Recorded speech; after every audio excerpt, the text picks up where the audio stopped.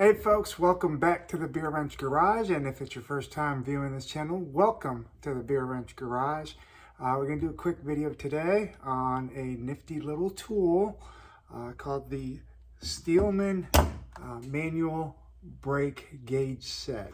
But before I get into this real quick, actually it's not even a review. I'm just going to talk about the tool. It's kind of one of those little specialty tools, and it's not necessary to do what you need to do, but it's really cool to have and pretty cheap. So before I get into that, just want to thank you guys for watching this channel. I know it's a tiny little channel in relation to other YouTube channels, but we're growing it, and the folks that are watching these videos is much appreciated.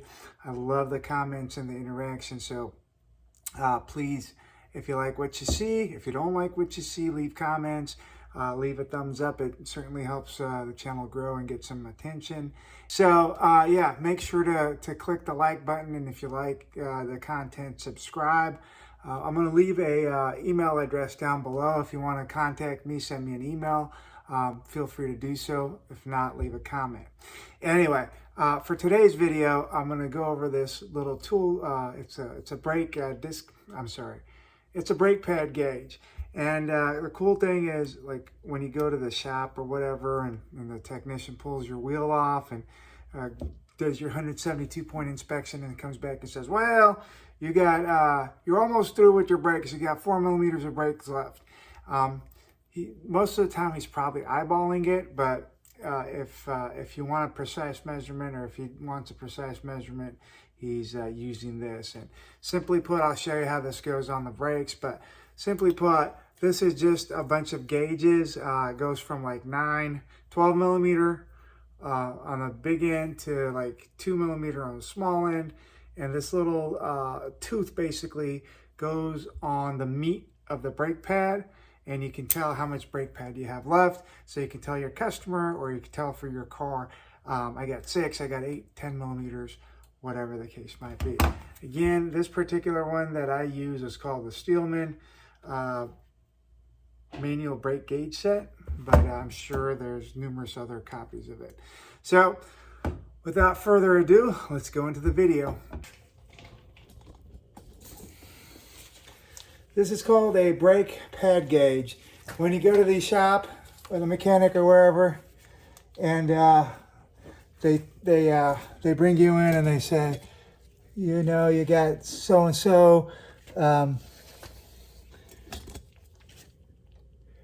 you got X amount of millimeters of brake pad left. What they're doing is they're putting one of these on that this gap right here. So this little peephole, you can see through the caliper, and it gives you the indication of how much brake pad you have. So on this car, we still got a daggone lot of brake pad left, which is good, really good. Again, 37,000 miles, and I would say probably, geez, I don't know, at least 6 millimeters. So using the tool, this is a 6 millimeter gauge. Let's put that on there and see. Oh yeah, way more than 6 millimeters. This has got 8 millimeters of brake pad. Let's put the 8 on there. Let's see if you can see that. Oh yeah, easily. All right, so let me bring you in and show you what I'm doing.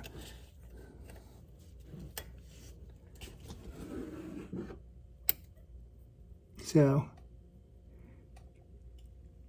8 millimeters of brake pad, and again, never done brakes on this car, so that's really, really good. That's more than half its life.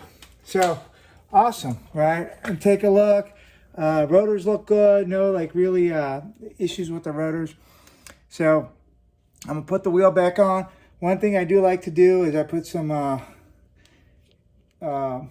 anti-seize on there. There's still a bit on there, so I'm not going to put a fresh batch on, and that'll ensure that your wheel doesn't kind of mate to the hub. But yeah, so I'm going to take some readings on that back print. You know what? Let's do it right now, just in case. some cars are weird where the rear brakes are a little bit faster than the front brakes. So let's just make sure our pads on the back are good. And looking at them, I could tell there's some wear, but it's not too bad. They're a little bit more worn than the front, but definitely nothing to worry about. And for, if you don't know, yeah, less than 6 millimeters. If you don't know, your front brakes get about 70% of the braking done. So your priority should always be the front. Oh yeah, so we're about 5 millimeters in the rear. So 8 and 5, not too bad. All right, folks, there you have it. That is how to take brake pad measurements like a pro. So if ever anybody tells you you have X amount of millimeters left on your brake pad and it's not what you measured, you can correct them and they'll know you know what you're talking about. So if you hope you enjoyed this video, hope you got a little bit something out of it, and you know, got a little either entertainment or a little bit of information or both. Please make sure to check out my other videos. I have a nice series with a well, actually it's not in the garage right now, but nice series with a Audi A4 that we've had quite a saga with. I got a update video coming on that pretty soon. I'm trying to edit that and get that out to you guys, and so please check that out if that tickles your fancy. Again, hope you like this video. Don't be shy in leaving comments, clicking that thumbs up, or sending me emails. Again, remember that email address will be in the bottom of this video. Thank you guys, and see you next video. Bye-bye.